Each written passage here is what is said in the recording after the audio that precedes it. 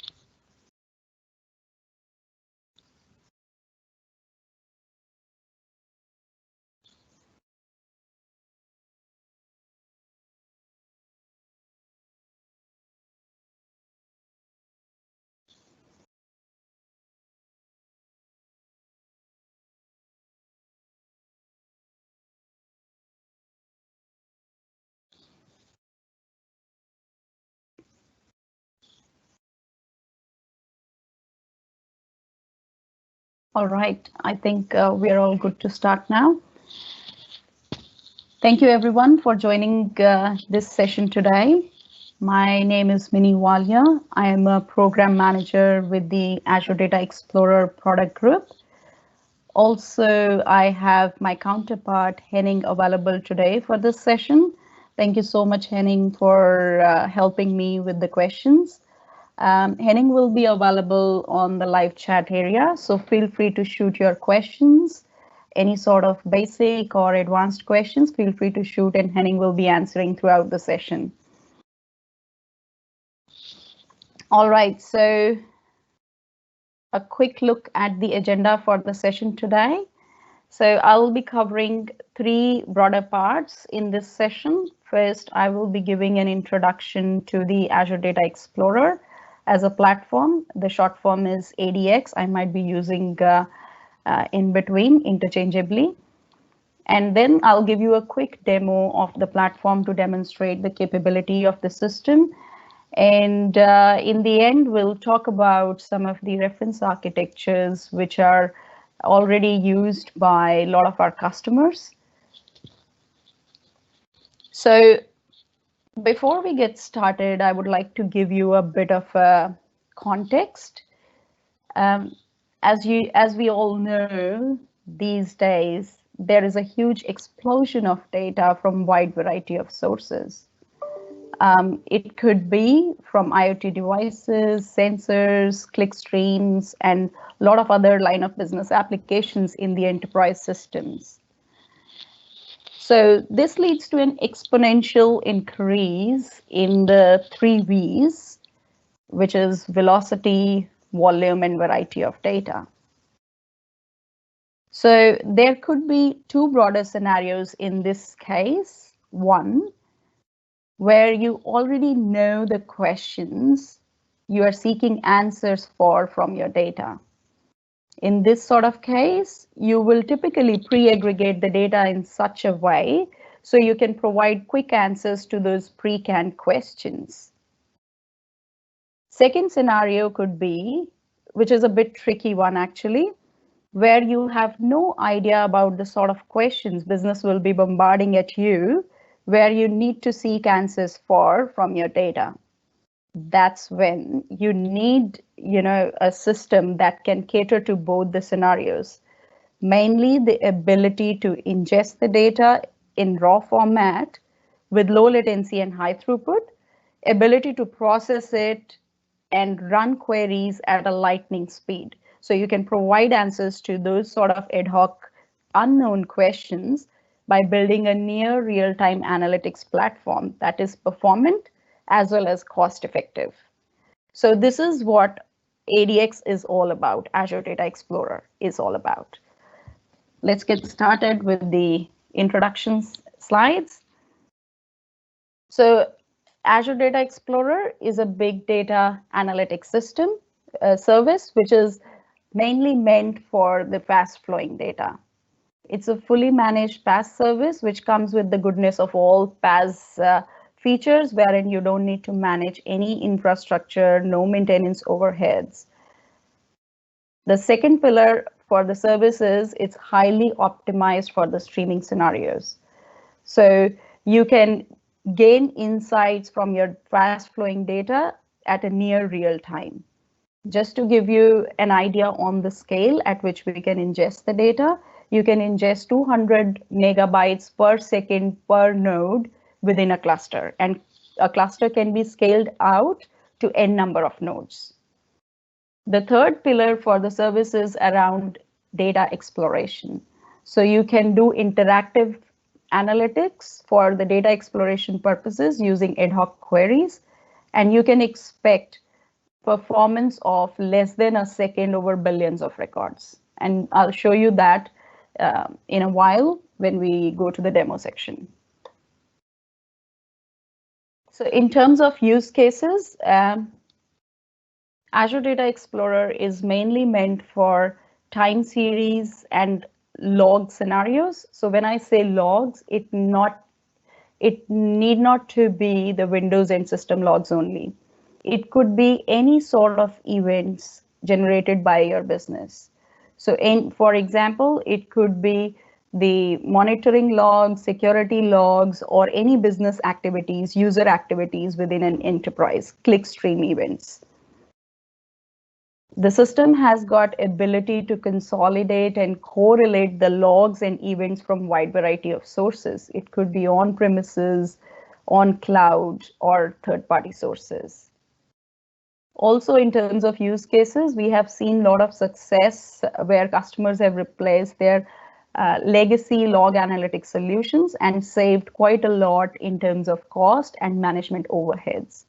So, for example, we have seen success in replacing for Elasticsearch and Splunk systems using Azure Data Explorer. The system has got advanced analytics capabilities baked into it. So the idea is you don't need to be a data scientist to build forecasting scenarios, pattern recognitions, or anomaly detections.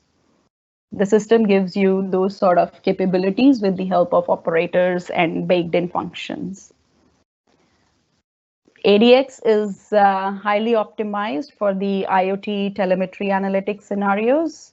So basically, you can build the time series analysis capabilities, again, with all the native capabilities system provides. Another scenario we have seen is the system gets Azure Data Explorer gets used as a time series database. So we have seen a lot of success with the customers who have replaced InfluxDB, Timescale DB in their systems. The second broader use case scenario for ADX is for building analytical SaaS solutions. So you can build single tenant or multi-tenant SaaS solutions across a wide variety of verticals and domains, which could be on streaming, time series, or log scenarios. The third broader category is around using the platform as a analytical sandbox where you can run your ad hoc explorations with the help of interactive queries. So the system gives you native tool sets to run those ad hoc queries, as well as it is very nicely integrated with rest of the data platform ecosystem. We'll see it in a while. Azure Data Explorer, we started using internally within Microsoft in 2015. So the icons you see on the left-hand side, these are all the systems which are sending all their logs telemetry to Azure Data Explorer. So think of like every VM in all the Azure data centers across the globe is sending their telemetry data to this platform. So it's already ingesting petabyte scale of data every day. And in total, we have already gone beyond exabyte scale. So that is the reason we say confidently that it's a battle-tested, proven technology. The second pillar is around building the analytical SaaS solution. So Microsoft has got a lot of SaaS solutions which are built on top of this platform in different domains. So for example, in the monitoring domain, we have got Azure Monitor, App Insights, which are built on top of this. Same way in the security domain, we have Sentinel, Security Center, which are built on that. And even the time series insights and IoT Central, they are built on top of this platform. And the gaming has got PlayFab built on top of it. After seeing significant success internally, we made the platform available for the customers in 2018. So then this platform was opened as a PaaS service for the external customers. And last year we went GA, and we have already seen a lot of traction in the industry. And there are heaps of customers which are using heavily this platform. Just to name few, I've listed over here.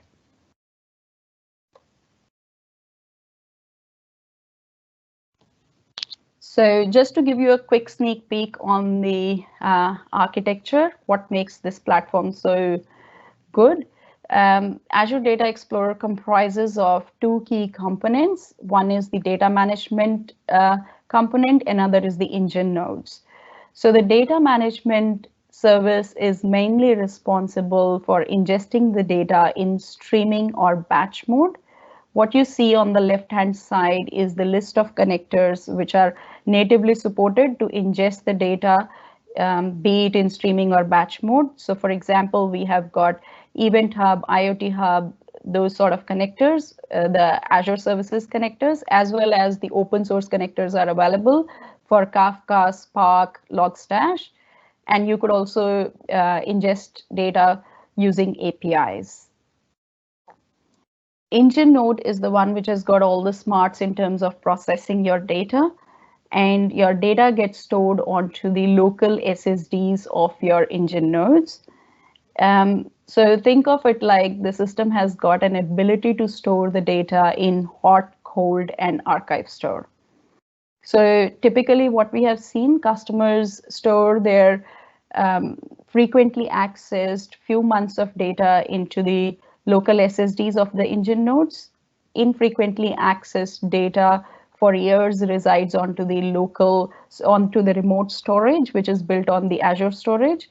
Also, there is a capability within the system to export your data continuously onto the Azure Data Lake storage. So that could be the customer's own data lake storage where you can build the external tables. So the Azure Data Explorer supports the notion of external tables, which helps you to export the data in Parquet format, and that data is in a partition format. And you can seamlessly query across that data the way you query the data which is stored within the system.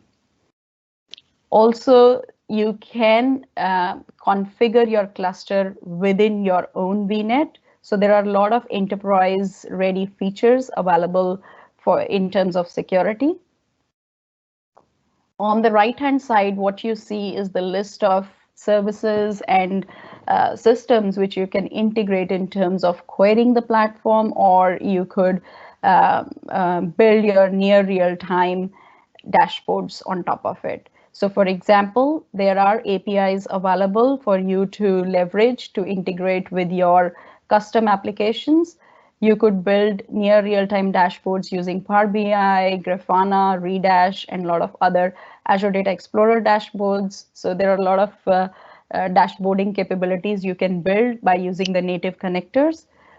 You can leverage logic apps for building the alerting and notification capability on top of it. Also, it is integrated with, for example, Jupyter Notebooks, Spark. So you can have those sort of plug and play sort of architectures built on top of it. In terms of strengths of the system, as we already discussed, it's mainly meant for time series and metrics data.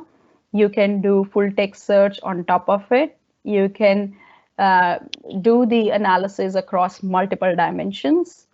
The query language is called Custo query language, which you can use to explore the data, to run your queries. It's a very simple and powerful language. In terms of scale, the system can scale across geographies as well. So for example, it has got capabilities to stop the cluster when you are not using it, and then you can resume it once whenever needed. So you can do the cross queries across different clusters within the same region, or it could be across different regions.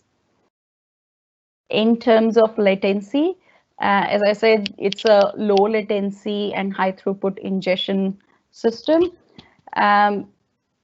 Whatever data gets ingested, that gets automatically compressed and indexed. So you don't need to worry about building that indexing policies.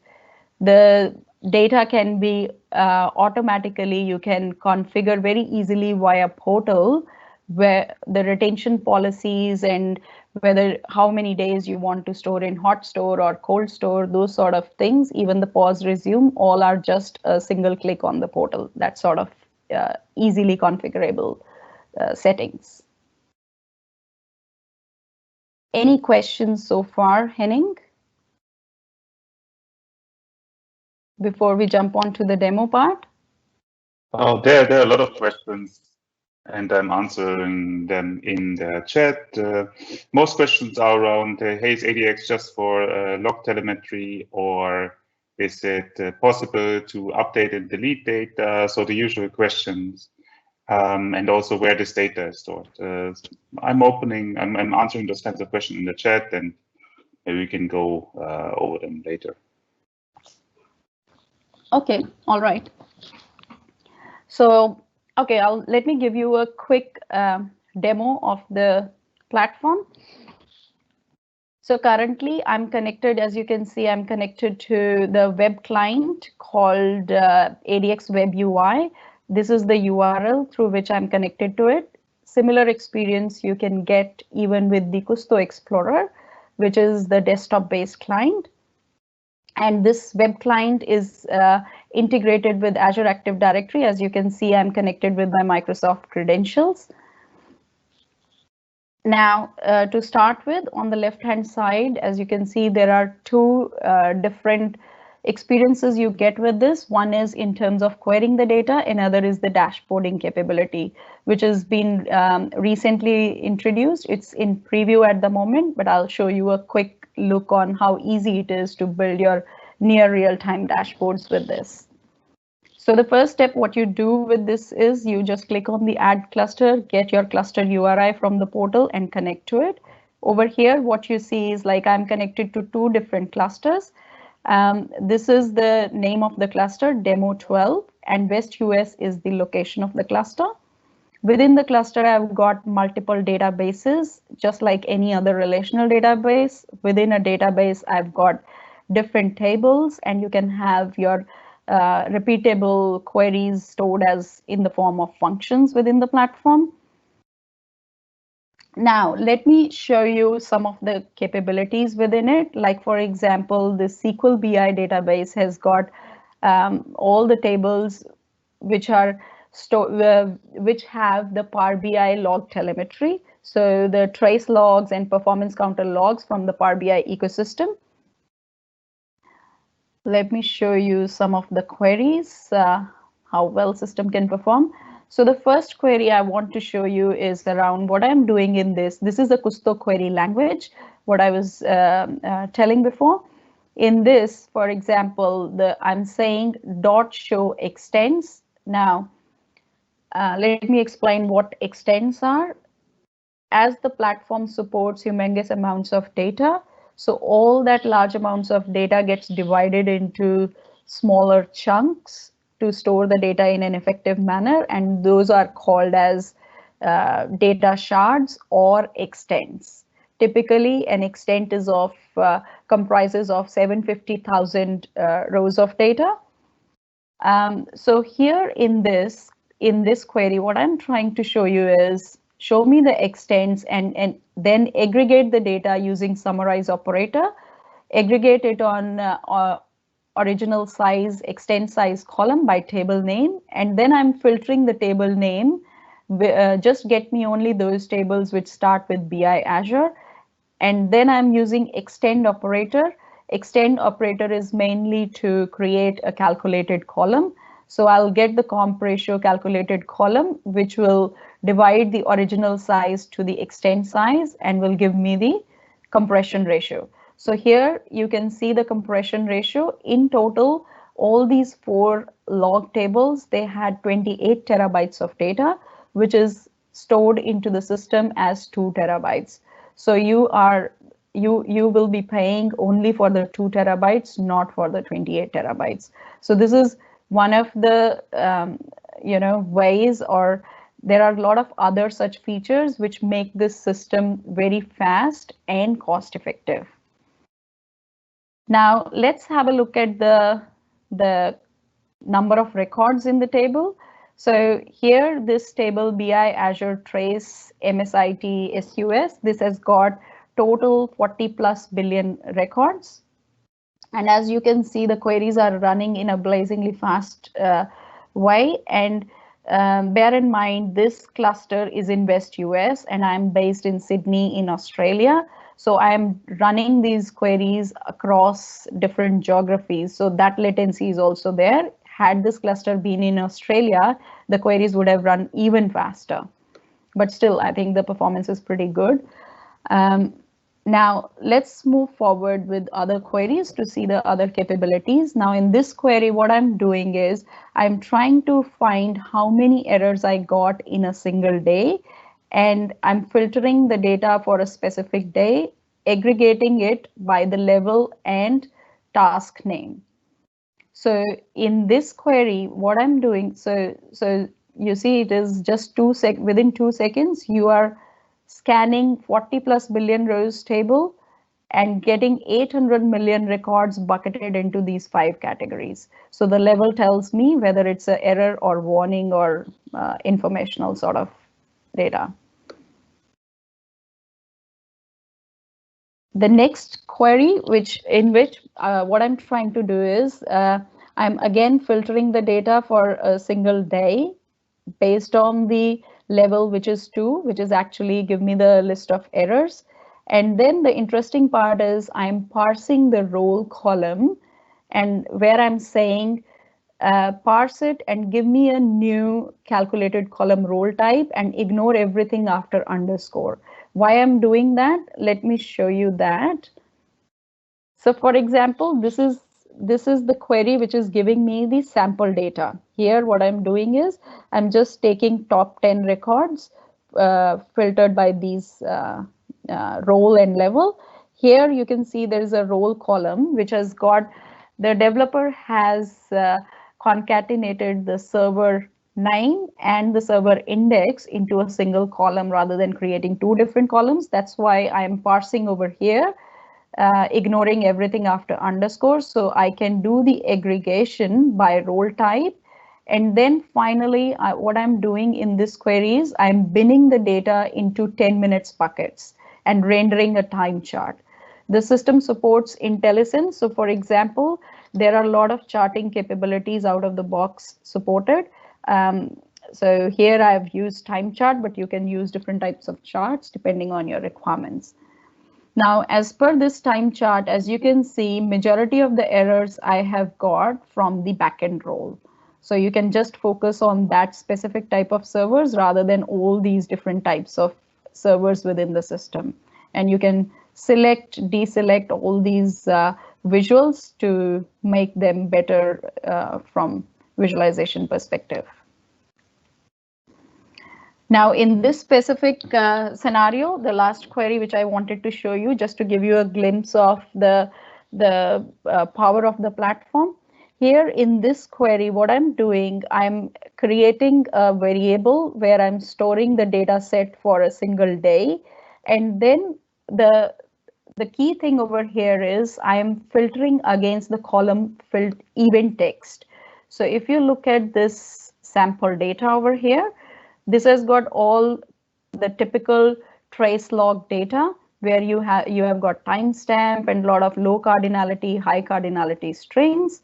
And the key thing to note over here is it has got a column called event text, and this event text column, it stores the data into the free text form. So that is the beauty of the platform. You can even query the data which is stored in a free text form, which is generally hard to query otherwise, especially at this sort of scale where you have 40 plus billion records in the table. So here I'm filtering event text column with this string to extract the user ID out of this string. So I'm using the extract function with this regular expression, and then I'm joining this data set with the data set which is filtered by the error records based on the client activity ID, which is basically a session ID, and finally aggregating errors by user ID. So the idea is I'm trying to find which user has got majority of the errors within that single day. So that tells me this user is probably the most frustrated user. The running this sort of query at this speed and definitely at this price is sort of unmatched in the platforms which are available today. So this is all about the flavor of how you analyze the data. Let me show you a few other useful examples. Like in the same cluster, I've got another database called GitHub, which has a table called GitHub event. This stores all the GitHub repositories data. Now, this is also, as you can see, more than 1 billion records in this table. Let me show you some of the sample records. This okay, let me show you this as well. So this is the KQL query, which is GitHub event take 10. The pipe operator basically integrates all the different expressions in a query, and also it supports T-SQL. So you can write the same query in SQL like this. It also supports Python and R natively. Now, in this result set, what the thing to be noted is you can see a lot of columns. They are storing the data in the JSON format.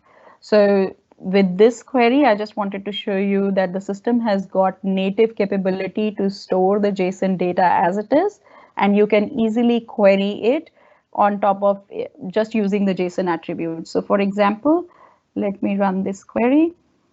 So here what I'm doing is I'm filtering the repo column name, and I'm straight away using the JSON attribute name over here and getting all the records which I've got Azure in the name and getting top 10 of those.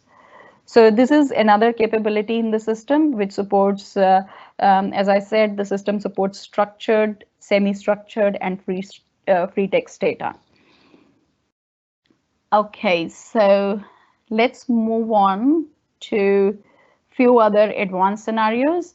For example, I have got another cluster.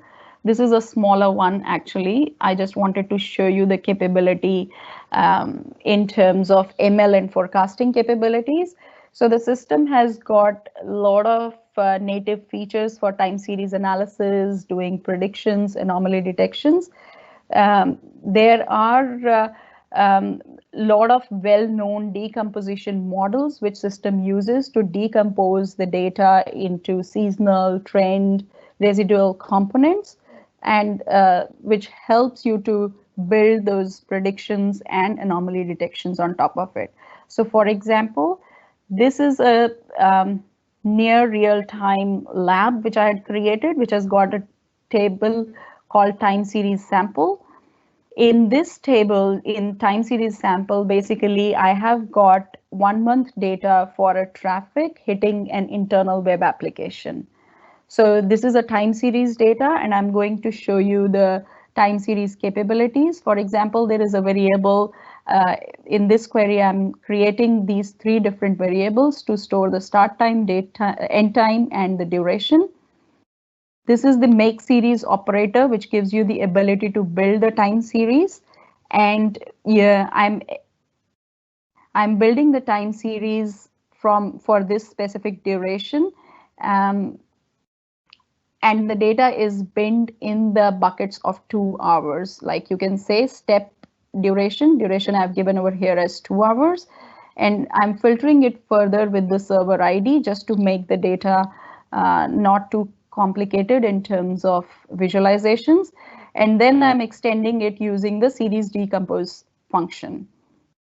So here I've got the decomposition for a single month of data for the time series data.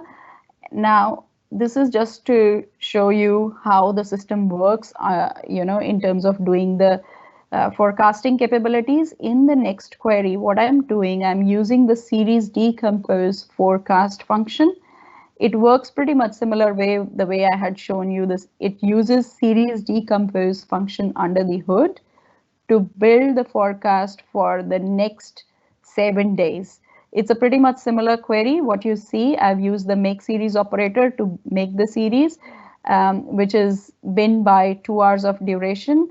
Here I have given horizon as 7 days. Now, in this specific chart, what you can see, for example, I had given end date as 3rd of Feb. So here after 4th of Feb, the system has got no data. It is all zeros, but based on the past data, the system has forecasted this time series chart. So these are sort of forecasting capabilities you can build pretty easily. And then just to give you a quick glimpse on the anomaly detection feature, similar way, the series decompose anomalies function you can use on top of your make series operator, where you can generate the anomalies over this specific duration using the threshold. Like for example, here I'm using a mild anomaly threshold of 1.5. You can change it to move it to the strong anomalies, for example. So this is all about a quick sneak peek on these sort of advanced analytics capabilities which are natively available within the system. Now let me give you a quick overview of the dashboarding capability. So for example, if I need to build a near real-time analytics dashboard, you can build it so easily. I can select the query and then I can select over here pin to dashboard. The moment you select that, it gives you all the data source and other settings. So you can either build a new dashboard or use an existing one. I'll show you the one I have already created.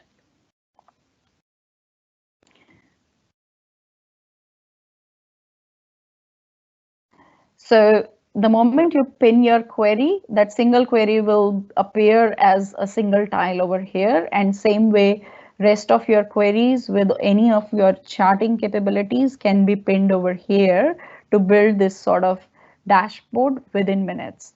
So here, I'll show you, you can edit this dashboard, for example. You can say, edit this card. Over here, you can change your query. For example, you can change your visualizations. You can also set different settings. Your query can be changed. You can change all the text. You can provide different sorts of parameters to your queries. So also there are capabilities. For example, you can move the tiles here and there. Depending on your requirements, you can resize them. So it's fairly easy to build this sort of quick dashboard, and you can provide the parameters. For example, currently I'm not using this time range parameter, but if you set it on all your queries, the moment you change this, it will get reflected on all your tiles within the dashboard. So that's pretty much about the dashboarding capability within ADX.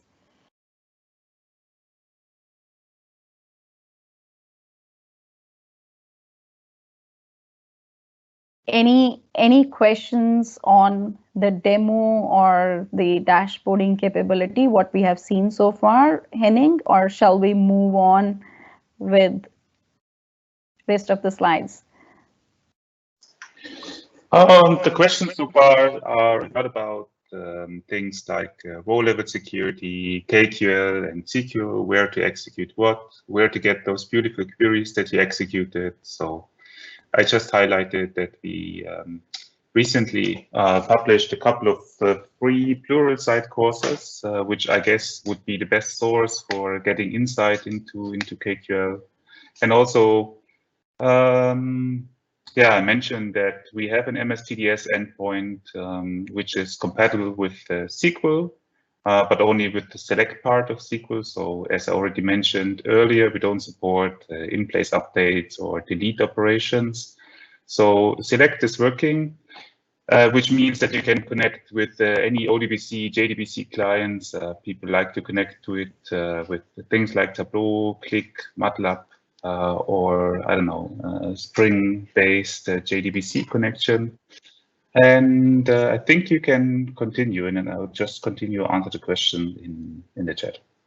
Okay, awesome. Anything if you feel you see in the questions, which is worth sharing with rest of the audience as well, feel free to jump in and share with everyone. So yeah, as Henning mentioned, the system has got a lot of capabilities in terms of security features, row-level security, masking, and integration with Azure Active Directory, plus the geospatial capabilities are also there within the platform. All right, so I'll move on with the last section, which is all about the reference architectures. So these architectures are basically already used by a lot of our customers. So these architecture patterns I'm going to share to give you a view on what sort of scenarios customers are already using ADX for. The first pattern is all about interactive analytics, wherein customers use it for the data exploration purposes. So here is, let me just turn on the laser pointer. Okay, so here, as you can see, you can ingest the data from a wide variety of sources. Like you could ingest the data in a streaming manner using any of the Azure streaming services, Event Hub, IoT Hub, Kafka, or you could do the scheduled batch ingestions using Azure Data Factory and ingest the data into Data Explorer. Another way is you could also straight away dump your data onto the Azure storage, be it blob storage or data lake storage. And from the Azure storage, you can straight away ingest the data onto the Data Explorer. Now, this path, there are multiple ways to move the data from Azure storage to ADX. For example, one path is if you use the blob connector, it has natively integration with the event grid. So as soon as file lands onto the Azure storage, it gets triggered, the pipeline gets triggered and it gets ingested into the ADX. Or you could leverage, for example, one-click ingest, or there are other ways you could leverage to do this, to build this ingestion pipeline. And you can also export the data, as I mentioned before. Continuous export feature is there. Just run those commands and the system will automatically continuously start exporting the data to the external tables in a partitioned Parquet format. And you can query these external tables seamlessly, just like the way you will query the data within the Data Explorer. So the key thing within this pattern is how do you run your ad hoc queries or your data exploration? How do you do with the platform? So one of the way is what we saw in the demo using the ADX native capabilities. You can use ADX Web UI or Custo Explorer to do that. Or you could integrate with the rest of the other ecosystem. For example, I couldn't list everything over here, just few popular services and scenarios I've listed here, if you go to our documentation, there are a lot of other integrations which are available. So for example, you could leverage Jupyter notebooks for doing the analysis and running ad hoc queries on top of this data. You could use the ADX SDKs. There are a lot of SDKs available for Python, R, .NET, Java, Node.js, and PowerShell is also fully supported. There are REST APIs, TDS endpoints, which are supported. So basically, you can also use any SQL client which is compliant to the TDS endpoints. You can use SQL Server Management Studio or Azure Data Studio to connect to the Data Explorer. For example, Tableau reports can be built using ODBC connector. So there is a support for ODBC, JDBC connectors drivers as well. And you can build your near real-time dashboards using the native connectors of ADX for Grafana, Power BI, or you can use the ADX dashboards, which you just saw in the demo. Also, you can enrich your data, your queries with the data that is not residing in ADX, that is stored in SQL databases or Cosmos DB using the ADX plugins for these systems. So you can build those sort of federated queries to enrich your data.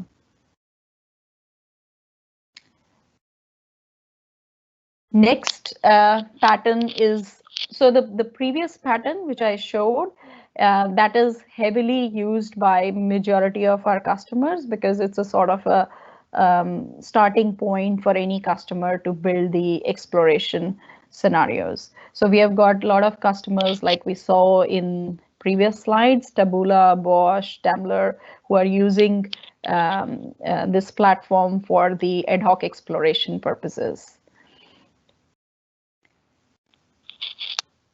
This pattern is all about IoT Telemetry Analytics. So here, the key thing is here we are focusing on the streaming ingestion. You can ingest the data. So there are two key flows in this pattern. So the top flow, what you see over here is to build your real-time analytics, and the middle flow which comprises of Azure Data Explorer is mainly for building your near real-time analytics.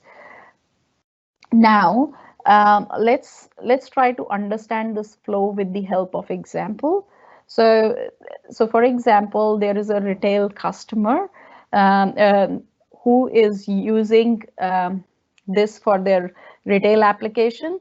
Think of a scenario: a customer purchased some items in the retail showroom. The moment they did the payment onto the POS terminal, that payment was pushed to the Azure Event Hub. From Azure Event Hub, the data was pumped to the Azure Functions. Within the Azure Functions, you can do the processing of the data. The scenario I'm talking about is the real-time scenario for generating the e-receipts in a retail e-commerce application. So on Azure Functions, you could process the data using Azure Functions, and then that processed data will be pumped to the Cosmos DB. So the Azure Cosmos DB in this scenario is used as an operational store where you're pumping all your operational transactions, and the custom application which is built on top of it. So the idea is, in this specific e-receipt scenario, the moment customer did the payment onto the POS terminal, within few milliseconds, the e-receipt got generated, and by the time customer could get the e-receipt onto the kiosk terminal via this custom application. So this is one flow. Another flow is you could pump this data in this pipeline, and in parallel you could pump it down to the Data Explorer as well. So let's extend this this e-receipt scenario, how Data Explorer can be leveraged in that e-commerce application. For example, you can use Azure Data Explorer in this case as an analytical store, which could be quite performant, scalable, and cost effective for that sort of huge amounts of data. So you can leverage it for building, for example, the promotions. Now, somebody did a purchase, got the e-receipt within milliseconds using the upper flow, and the same transaction in parallel was pumped into the Azure Data Explorer, and it had all the past transactions as well. So you could easily, quickly generate the promotions for the customer. Before the customer steps out of the store, you can show a promotion that, hey, we saw that you had been buying this floor cleaner over the last 1 year, and you had spent X amounts of dollars on that over the last 1 year. Why don't you consider buying this automatic cleaner at a discounted price? So this is a sort of a near real-time analytics you could build using this parallel flow. Now, as I said, there are multiple ways you could pump the data into Data Explorer via storage, via event hubs, or using multiple other ways. Now here, there could be another scenario where you could leverage, for example, digital twins. Digital twins is an IoT service which gives you the ability to build your digital models for your physical environment. It helps you to create the replica of, for example, places, people, buildings, or assets. So, for example, you could be getting the data from sensors, but if you have that sort of digital model which tells you this specific sensor is placed into certain specific building on a specific floor and in a specific room, then you can enrich that data so you know the exact positioning of that sensor. So that would make more sense why a specific room is costing more in terms of its energy consumption or other scenarios. You can extrapolate these scenarios in other verticals and domains. Now, another flow could be you could build your advanced analytics scenarios by integrating Azure Data Explorer with Databricks or Azure ML. So there are capabilities within the ADX as well, wherein you can build your ML models. But generally, what we have seen is customers had been using, for example, Databricks or AML for years for building their ML models. So that's why I said there are multiple ways. You could either use the tools and the features provided by the service, or you could just integrate with whatever you are using. So you can build your ML model, export that model as a pickle file onto the ADX, so you can score the data within the ADX using your model, which was trained with the tools of your choice. And again, in this pattern, you can build your near real-time dashboards using any of these services, or you could build the alerting and notifications using Logic Apps. So this is the pattern which is heavily used by a lot of our customers. For example, Bosch is a supplier of technology and services. The automotive solutions or consumer goods solutions they build. So they are using for their automotive solutions for predicting the road conditions or wrong driver ways, generating the warnings for the wrong way for a driver. Those sort of scenarios. Same way, Daimler is another customer which is heavily using this pattern for their fleet management scenario.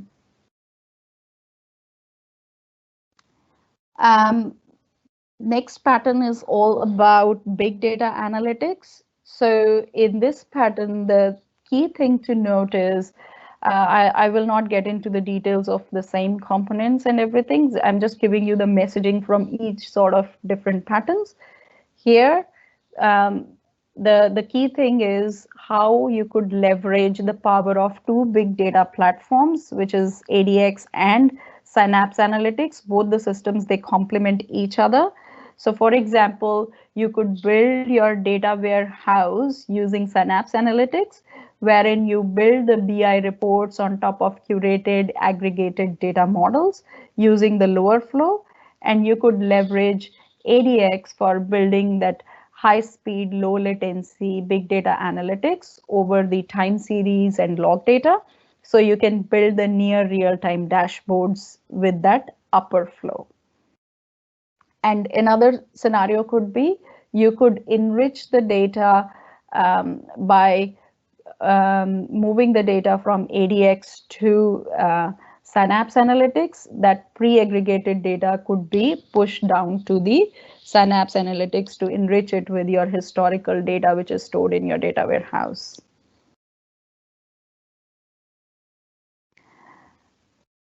Another pattern, what we have seen, which is widely used by the content delivery network providers. So there are a lot of CDN providers, for example, Verizon, Fastly, DataZoom.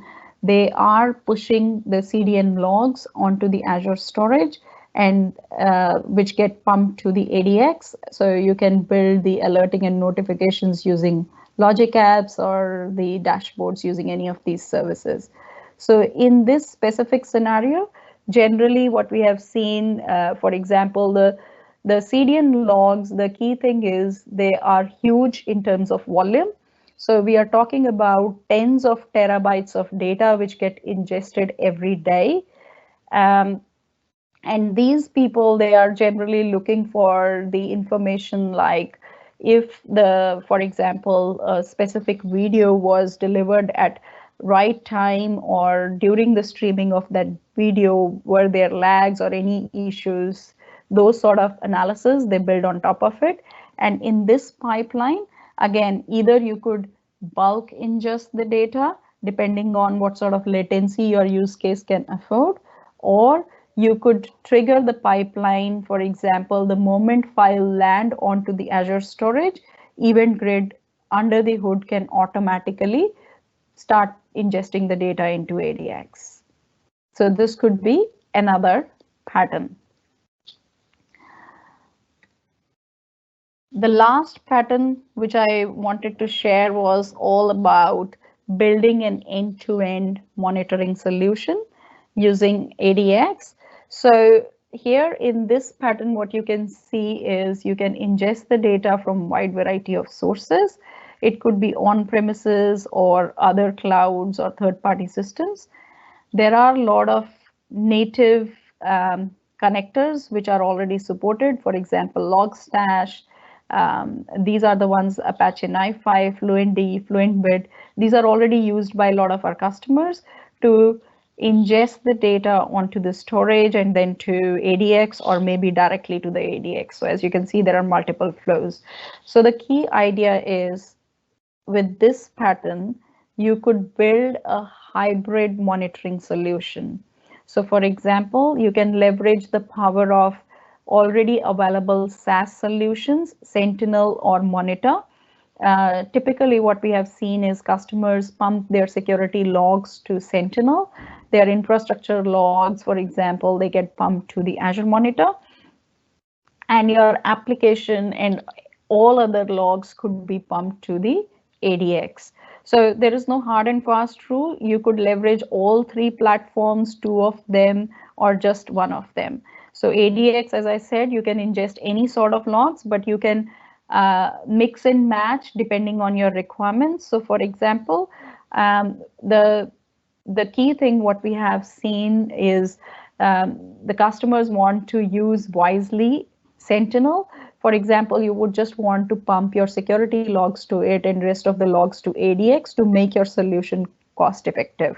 Otherwise, it becomes quite expensive if you pump everything to Sentinel, for example. So depending on the volumes of data you are dealing with.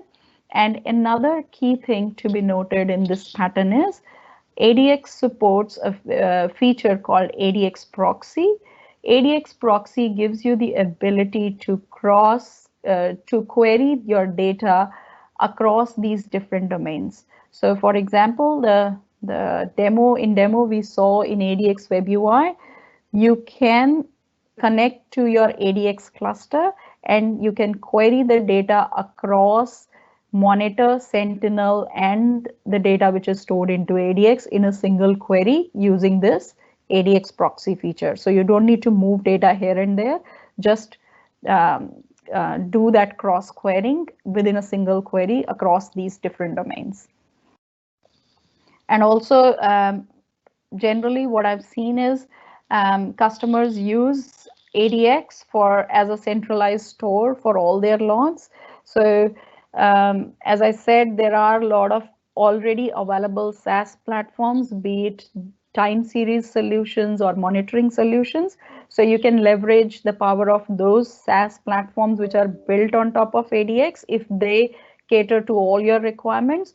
But just in case, if there are scenarios where those SaaS services, they are not catering to any scenarios, or due to certain reasons you need full control on your platform, that's when customers do combine those SaaS solutions along with ADX into the mix. That is all from my side for the day. So Henning, do you want to we have got only 4 minutes, so anything quickly you want to mention? Yeah, so I think you talked a lot about the functionality, and was really nice listening to you, and also all the architecture things that you just mentioned. Maybe just to throw out one comment. All this functionality is beautiful, but with ADX, what you also get is like an outstanding enterprise readiness, which comes with out-of-the-box support for virtual network injection. So if you have the need to inject your ADX cluster into an already existing network, then you can do this. You have the full control with the role-based access control via Azure Active Directory. I think this is outstanding. You have the row-level security. We talked about that already a lot. Purging of data is needed for getting GDPR compliance. Next topic is about encryption. Of course, in-flight encryption with TLS 1.2 is a given, but we also support encryption at rest, both on the engine disks and also on the persistent storage, and nowadays also with customer managed keys, so you could create your own key using hardware security module. Data masking comes with the row-level security, actually with the same feature. And last but not least, we also support high availability. The last one is this leader-follower concept using Azure Data Share. That's a quite well-known feature used within Microsoft since quite some time.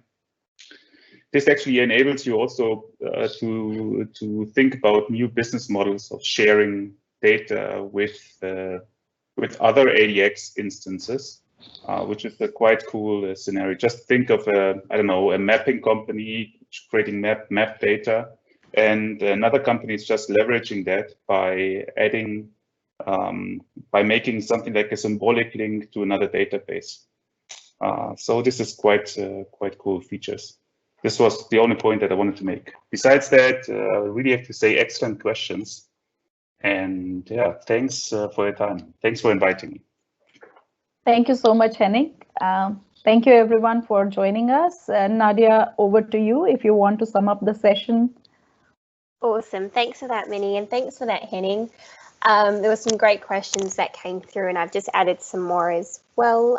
Just popped in some links in the Q&A box for those who may be interested in watching the recording of this session. We'll be able to have that live on our YouTube channel in the next couple of days. If you do want to find out what other events the Microsoft Reactor are running, find out at our meetup page at meetup.com/Microsoft Reactor Sydney. We've got some events coming up next week around AI, how to build some quick AI solutions using Power Platform, and some Dynamics 365 content as well. If you've got any questions, feel free to leave them in the Q&A box, but if not, thank you for joining. Thank you again to Minnie and Henning for being a part of the Reactor community sessions today. And we will see you all next time. Thank you so much. Thank you, everyone. Thanks.